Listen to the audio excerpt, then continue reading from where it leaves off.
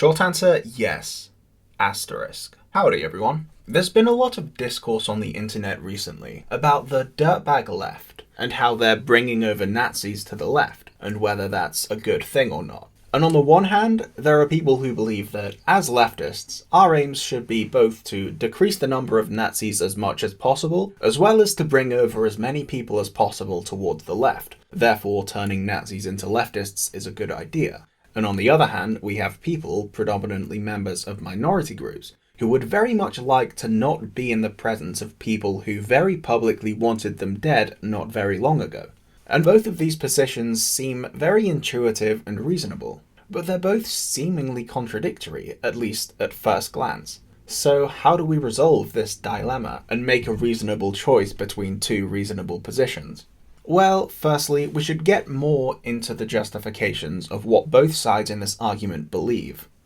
The dirtbag/debate bro left are a group of leftists who are trying to win over Nazis, reactionary gamer bros, and otherwise disaffected men who might otherwise have tendencies towards being generally a bit of a shithead.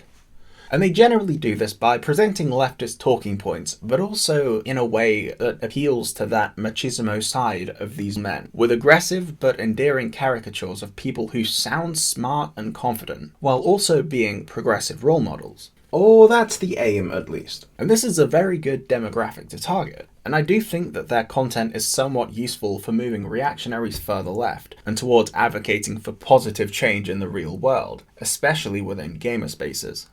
Furthermore, it's important to acknowledge that, since we're pro-prison reform leftists who believe in rehabilitative justice, it's possible for someone who formerly believed and has done a bunch of undeniably horrible and distasteful things in the past to also change and grow as a person into at least the bare minimum of not being a Nazi shithead. And while for a lot of people on the left that's not a hard bar to clear, some people aren't so lucky, if you can call that luck. For some people, the truly terrifying reality of how low your own brain can be twisted and broken and molded into something like that can be pretty hard to face, acknowledge, and then grow from. This is something that should be encouraged, and it rarely happens without baby steps out. The dirtbag left can provide that. Now, with all that being said, it's important to take a look at the other side as well. A lot of leftists are members of minority groups. They might be Black, Asian, Latin American, Indigenous, or any other non-white population. They might be members of the LGBTQ+ community. They might be disabled, either neurodivergent or physically. They might be another ethnic or religious minority, Romani, Jewish, Muslim, or Slavic people, for example. And people in these groups have a little bit of history with Nazis, to put it lightly. And Nazis tend to want them all dead, deliberately killed to death forever, to put it less lightly. And telling these people that they have to share equal say with people who wanted them dead a few months ago but now totally don't, they even say so, and you can definitely trust their word. It's not a good idea for many reasons. Most notably, you probably won't be able to tell if the person really has changed, and to you, especially if you're able-bodied, cis, straight, white, and or male, that might not matter that much. So you don't pay as close attention. But that risk is heightened if you're not all of those things, since now, if they haven't really changed, they're much closer to their initial target.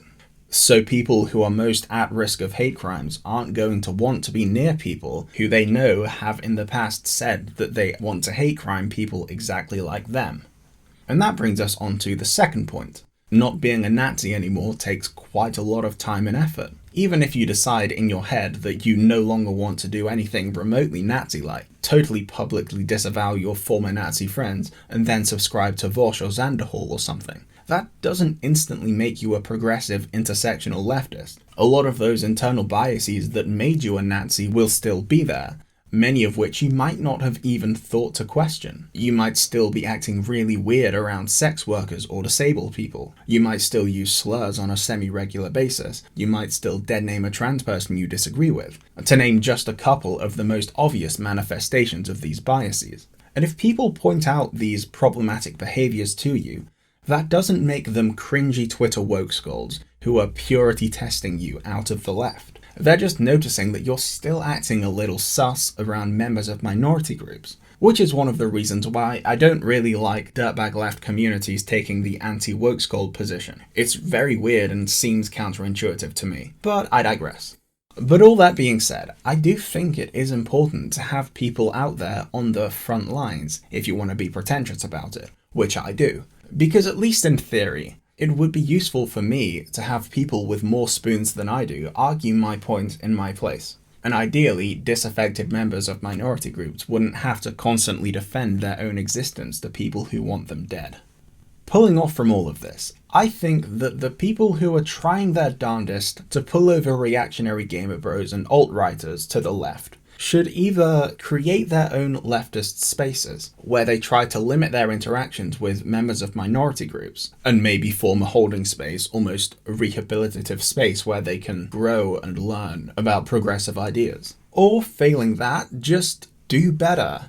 Like, if you want to have that audience of members of minority groups, just try to make sure that the reactionaries you bring over are actually de-radicalizing properly. Having to be allies with people who think that poor people shouldn't have to die, but that disabled, gay or trans people should, gets a little bit tiring, especially to those of us who are one or more of those things. And for the love of all that is holy, if something you're doing pisses off the overwhelming majority of trans people or disabled people or neurodivergent people, then just stop doing it.